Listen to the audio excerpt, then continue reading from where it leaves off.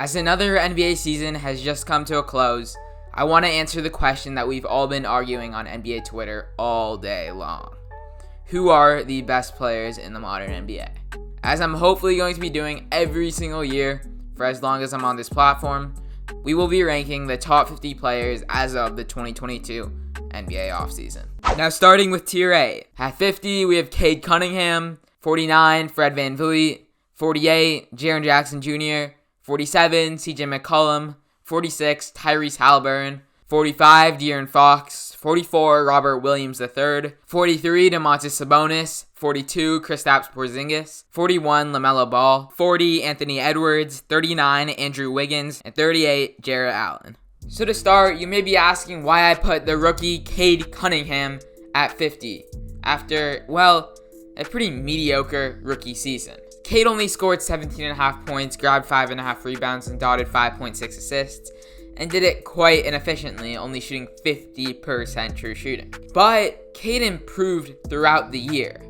In his last 20 games, he put up 21 points, 5.7 rebounds, and 6.5 assists on way better shooting 46% from the field and 54% true shooting. That has to be taken into consideration when we rank these younger players. How they finished at the end of the year matters more than how they played throughout the entire year.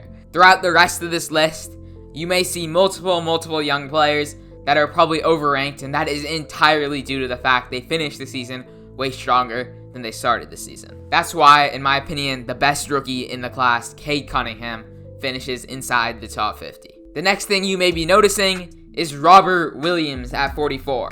So Robert Williams is probably one of the most intriguing players in the NBA, because statistically speaking, his numbers are not that impressive, putting about 10 points and 10 rebounds on amazing efficiency. I mean, that's good and all, but that is nowhere close to a top 50 player in the NBA. But what I witnessed this year in the playoffs, his amazing interior presence, he swats everything away, and also his pretty good offense. He's an amazing passer for a big man. He gets so many rebounds, and he can catch lobs. Like, for a modern center, Robert Williams is the perfect center for a championship team. He doesn't have to be the central focus of offense, but what he does on the court is so important to the Boston Celtics' success, and simply put, I think that puts him in the top 50 in the NBA. In my eyes, he's the best defender in the NBA as well. So yeah, Robert Williams, he comes in at 44. So 2 spots before Robert Williams, we have Tyrese Halliburton. And in my eyes, he is the most underrated player in the NBA. Before like a couple weeks ago, I did not think much of this guy. But then I started looking at his stats. And ever since his trade to Indiana, he's averaging 18 points and 10 assists on 63% true shooting. Additionally, he's also shooting 41.6% from 3 on 5.3 attempts per game. He's one of the best 3-point shooters in the NBA, while also being one of the best passers in the NBA at only 22 years old. He's just going to get better, and already, he's quite a good player. I haven't seen many people give him the prop that he deserves, so I guess I'm the first. And then another interesting placement I have is Andrew Wiggins at 39. I was looking through NBA Twitter this morning, and I saw a poll. I'll try to find it. It said, is Andrew Wiggins a top 30 player in the NBA? Slightly more than half of the people said yes, and that was pretty interesting to me. A top 30 player in the NBA? I'm going to say that's kind of pushing it for Andrew Wiggins. He's a great defender, one of the best in the NBA. He can, get to the cup. He's a great package of finishing moves. He's a good 3-point shooter sometimes. He was in a slump to end the season. But still, I don't know if he's a top 30 player just yet. You could definitely make the argument for him being closer to the 32 to 35 range, but I'm just going to put him at 39 because that's where I think he belongs. Anyways, let's get on to the next tier. At tier 7, starting with 37, we have Brandon Ingram. 36, DeAndre Ayton. 35, Draymond Green. 34, Jrue Holiday. 33, Shai Gilgeous-Alexander. And 32, Bam Adebayo. So the first thing you might be noticing is how I put Draymond Green at 35. A guy that had a very underwhelming final series. Offensively, that is. But defensively, he was phenomenal. Him paired up with Andrew Wiggins completely shut down Jason Tatum. His help defense, his interior defense, his perimeter defense as well. I saw a stat, pull it up, where he pretty much locked down Jaylen Brown when he was the primary defender. His defense is some of the best in the NBA. Also, on offense, he is the offensive initiator for the Warriors offense, and the Warriors have some of the best offense in the NBA. That has to be considered. Although there's always the argument that Draymond Green is a league average player at best if he wasn't on the Warriors, I guess I can see it, but at the same time, he is on the Warriors. So we have to judge him on what we see, and when he's on the Warriors, his impact is so noticeable. I mean, this team is so much worse without Draymond. I saw it when he was injured for a couple weeks, and yeah, Draymond Green, I think he is a top 40 player in the NBA. So let's get on to tier 6. At 31, we have Pascal Siakam. 30, Chris Middleton. 29, Zach LaVine. 28, James Harden. 27, Jaylen Brown. 26, Karl Anthony Towns. 25, Darius Garland. And 24, Dejounte Murray. Is that James Harden? A player that was a top 10 player just last year, and you put him at 28? Did you really just put Darius Garland and Dejounte Murray above James Harden? Okay. I promise you, I actually spent a lot of time on this list, and I didn't just make a purposely bad list to get engagement. So hear me out. James Harden had one of the most dreadful playoff performances ever. Like, arguably worse than the 21 playoff performances of the guy that Philly traded for Harden, Ben Simmons. Ben Simmons averaged 12 points, 9 assists, 8 rebounds on 56% true shooting, and shot an awful 34% from the free throw line in the 2021 playoffs. He also kind of choked away an elimination game, so we have to add that. Harden, he put up 19 points, 9 assists, 6 rebounds, 58% true shooting, and he also choked away an elimination game, only shooting 9 shots in the game and shooting only 2 shots in the second half, scoring a whole 0 points in the second half of an elimination game. Also, Simmons is known for his lockdown defense, while Harden, he's known for playing 0 defense at all. We dropped Simmons from a top 12 to 18 player in the NBA to all the way to top 40 to 50. So I gotta do something similar to Harden. Harden was a top 8 to 12 player, so dropping him down to 28 seems fair, I guess. Sorry, Harden fans. Next, we gotta talk about the 2 guards, Darius Garland and Dejounte Murray. 2 of my favorite players in the NBA. So, I might be a bit biased, but I still think they're both really underrated. Dejounte had a great season, averaging 21 points, 8 rebounds, and 9 assists on only 53% true shooting, which is a good bit below league average, and 33% from 3. He was also an all-defensive caliber player, but what really tipped him over the edge for me was his numbers in his last 20 games. 25 points, 9.5 assists, 8 rebounds on a way better 59% true shooting and 35% from 3. Dejounte majorly improved throughout this year. Those numbers paired up with his elite defense make him look like a top 10 player in the NBA. And although that's way too high for obvious reasons, I still feel like he does not get the credit he deserves on both the offensive end and the defensive end. As I swear to God, people were saying his defense has been average at best this year. If you watch the Spurs, you know that's just a plain lie.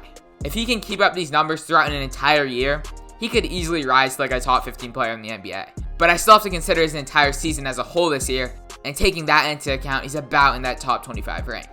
If you're going to make the argument for empty stats, have you noticed that guys like Devin Booker, Zach LaVine, Jason Tatum all put up amazing numbers regardless if they were winning or losing? The empty stats argument is a completely overblown idea.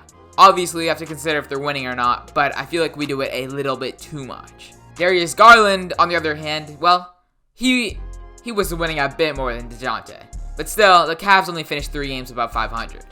Garland had a kind of expected breakout season, at least to me. Averaging 22 points and about 9 assists a game on 57% true shooting and 38% from 3, it was a huge improvement from last year. But what I didn't expect was that Garland also improved throughout the year. Similar to Dejounte, we will take his last 20 games into account, in which he put up 26 points and 10 assists on 56% true shooting and 39% from 3. Those are elite point guard numbers. For reference, Curry put up 24 points and 8 assists on 64% true shooting and 44% from 3 in his 14-15 MVP season. Obviously, Garland still put up worse numbers than Curry and was a good bit worse than MVP Curry, but Garland's numbers are still pretty impressive. Like I said, for Dejounte, we still have to factor in the entire season, but like that stretch of 20 games does matter a lot. Garland's a top 25 player in the NBA, and nothing will change my mind on that. Let's get on to tier 5. Starting at 23, we have Donovan Mitchell. 22, Rudy Gobert. 21, Bradley Beal. 20, Devin Booker.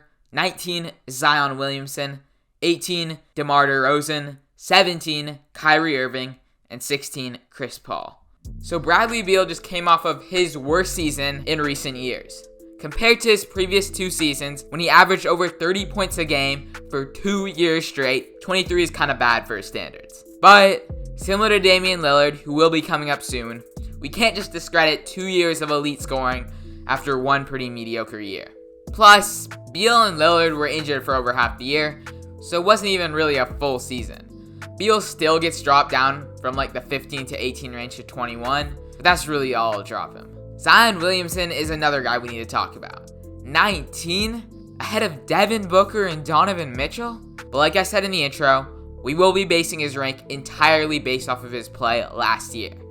And last year, he averaged 27 points and 7 rebounds on 65% true shooting throughout the entire year. And he averaged 30 and 8 on 63% true shooting in his last 20 games. He was one of the most efficient and prolific scorers in the NBA at just 20 years old. As I said previously, the empty stats argument is completely overblown. So Zion Williamson, a surprisingly pretty underrated player, comes in at 19. Let's get on to tier 4. At 15, we have Trae Young. 14, Anthony Davis. 13, Jason Tatum. 12, Damian Lillard. 11, Jimmy Butler. 10, Paul George. And 9, Ja Morant. Ja Morant coming at 9? Yeah, I think he's earned that position of being a top 10 player in the NBA. Ja has just come off of an MVP type season and helped fuel the Grizzlies to the number 2 record in the league. He's one of the best interior scorers in the NBA. His perimeter shooting has improved this year, shooting 34% from 3 on 1.5 makes a game, and he's one of the best playmakers in the NBA. Regardless of his scoring struggles against the Minnesota Timberwolves, in that series, he put his other skills to use, averaging 10.5 assists and 9 rebounds a game in that series. But when his scoring came back against the Warriors, he averaged an insane 38 points on 62% true shooting. He was outplaying the Finals MVP Stephen Curry during those 3 games. Everyone always calls his defense abysmal. That is absolutely true. He's one of the worst defenders in the NBA. But we've always given Lillard a pass. Why not Ja? Though, to be honest, you can make the case for Butler, George, Lillard, and Tatum to jump him. But from what I've watched, he's been the best player out of those 5. So yeah, Ja, he's going to come out at 9. Same thing with Paul George. You could drop him all the way down to 13. You could swap him with Tatum. I really cannot care less. Those 5, they're in this order on screen right now, but they're pretty interchangeable. So yeah, that wraps up tier 4. Okay, let's get on to the final 8 players. The pinnacle and consensus top 8 players in the NBA right now. Starting at tier 3, we have at 8, Joel Embiid. At 7, Kevin Durant. 6, LeBron James. 5, Stephen Curry. 4, Luka Doncic. And 3, Kawhi Leonard. So Kawhi Leonard's at 3. Kawhi Leonard, I feel, has been getting massively underrated entirely due to the fact that he's been injured for the entire year. But we can't just forget that last year we were calling him the best player in the world due to the fact he was sensational in the 2021 playoffs.